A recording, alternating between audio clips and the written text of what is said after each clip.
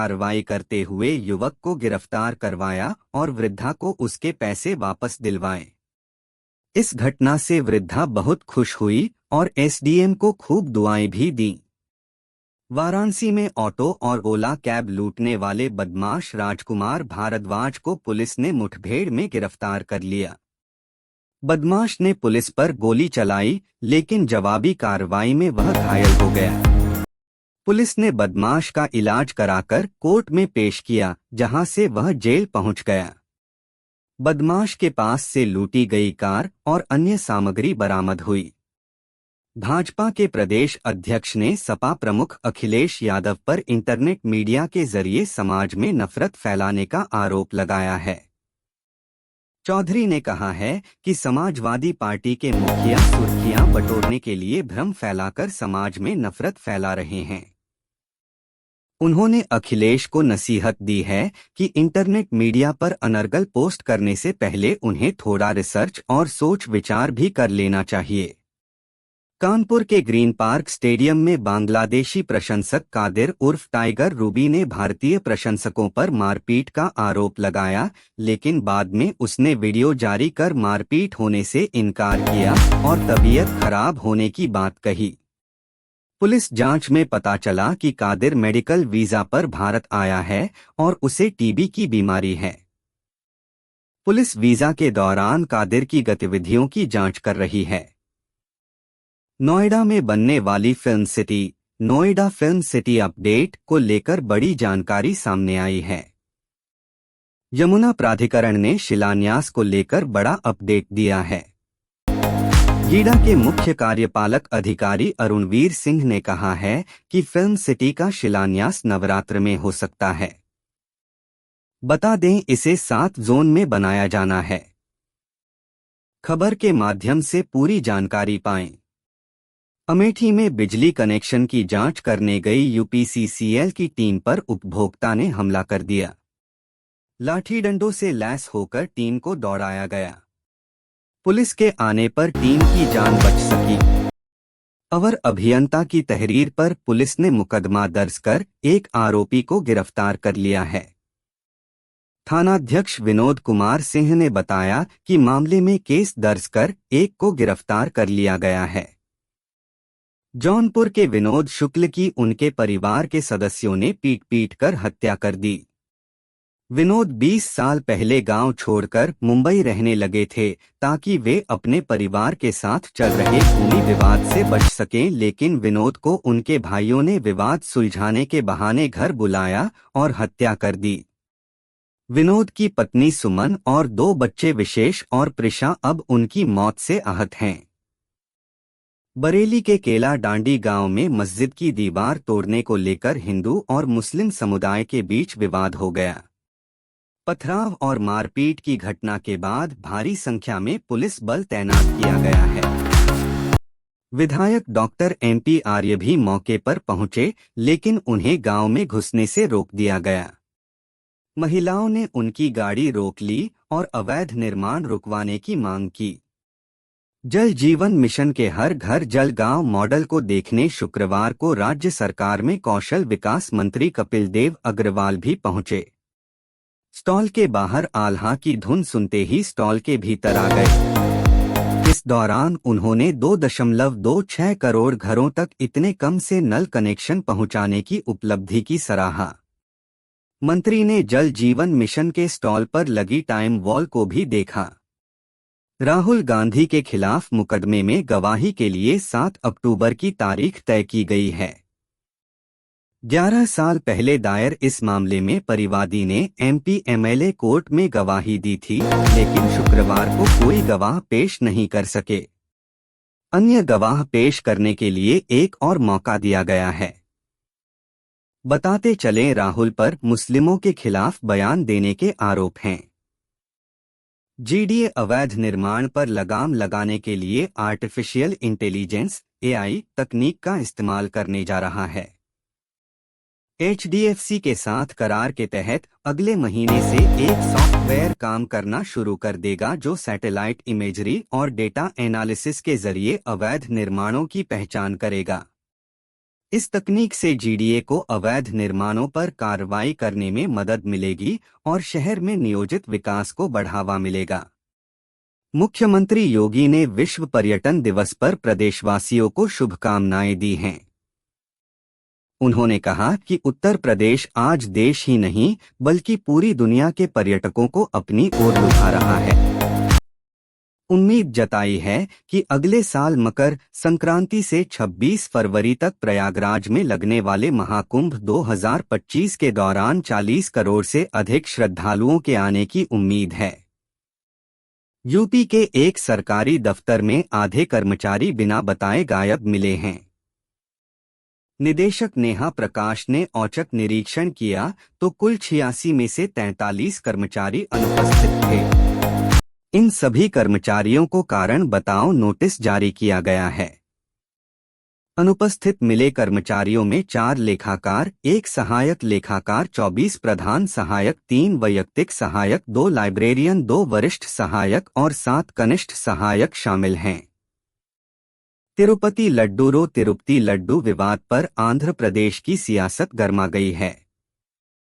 पहले मंदिर का दौरा करने की घोषणा के बाद जगन रेड्डी ने ऐन मौके पर यह रद्द कर दिया था। अब चंद्रबाबू नायडू ने इस पर प्रतिक्रिया देते हुए कहा है कि उन्हें मंदिर में जाने से किसी ने नहीं रोका है, लेकिन मंदिर का नियम हर किसी को मानना चाहिए। जानिए क्या है पूरा मामला। महाराष्ट्र चुनावी तैयारियों को जांचने के लिए निर्वाचन आयोग इन दिनों महाराष्ट्र के दौरे पर है। इस बीच आयोग ने तबादले को लेकर दिए गए आदेश का सख्ती से पालन न कराने पर नाखुशी जाहिर करते हुए मुख्य सचिव और डीजीपी से जवाब मांगा है। आयोग ने दोनों अधिकारियों को नोटिस जारी करते हुए पूछा कि बताएं तबादला आदेश का पालन क्यों नहीं कराया गया है। बदलापुर यौन उत्पीड़न का आरोपी अक्षय शिंदे पुलिस मुठभेड़ में मारा गया था। अक्षय शिंदे का परिवार हिंदू है, लेकिन इसके बावजूद वो शव को दफनाना चाहता है।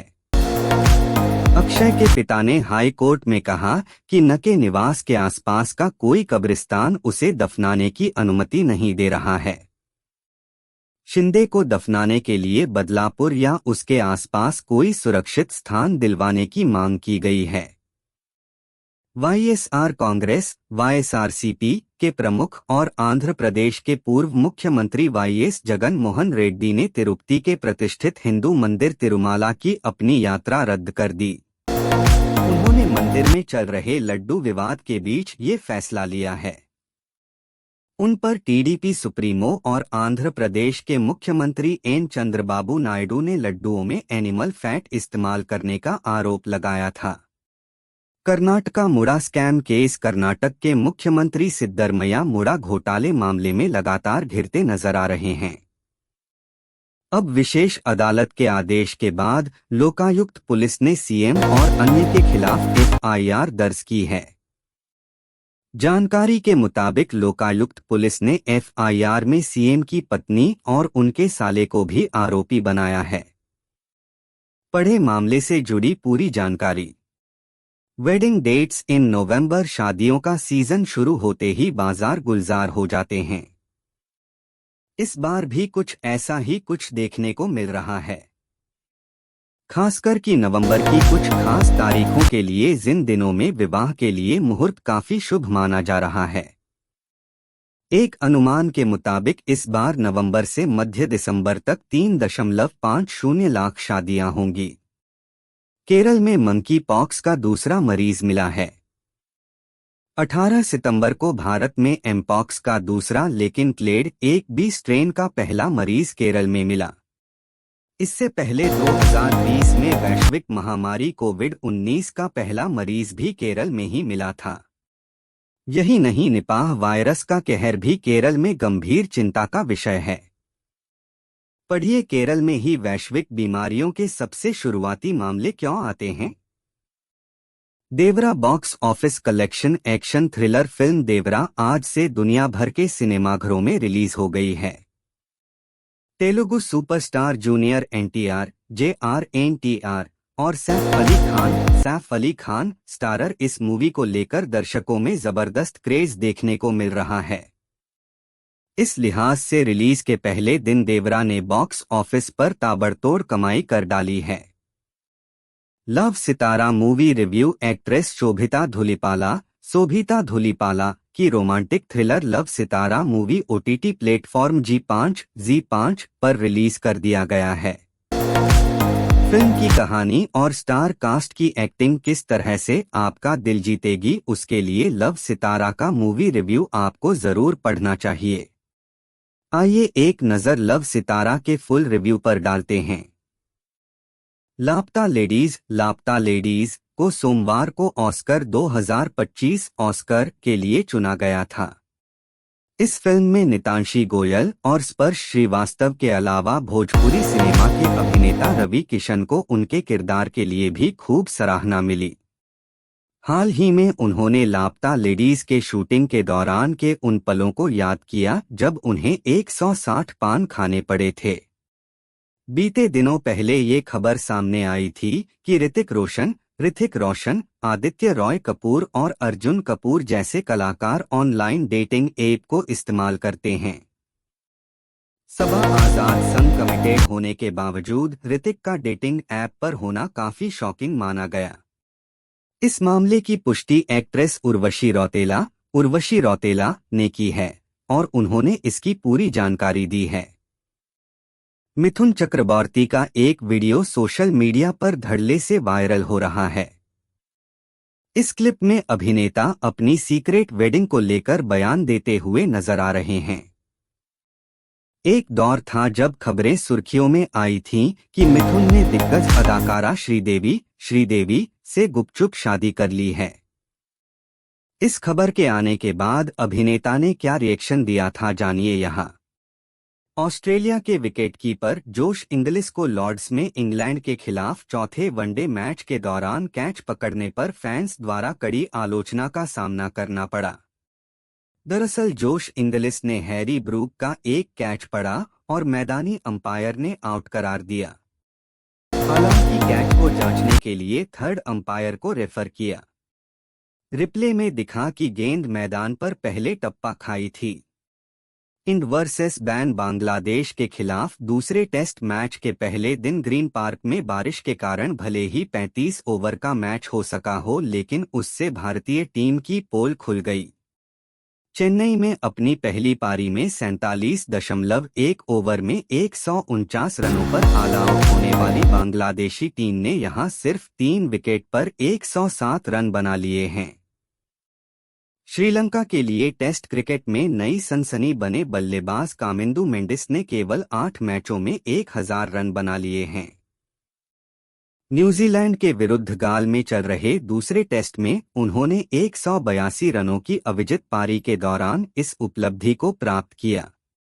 अगर आंकड़ों की बात करें तो उन्होंने 13 पारियों में यह कारनामा कर दिग्गज डॉन ब्रैडमैन की बराबरी कर ली है।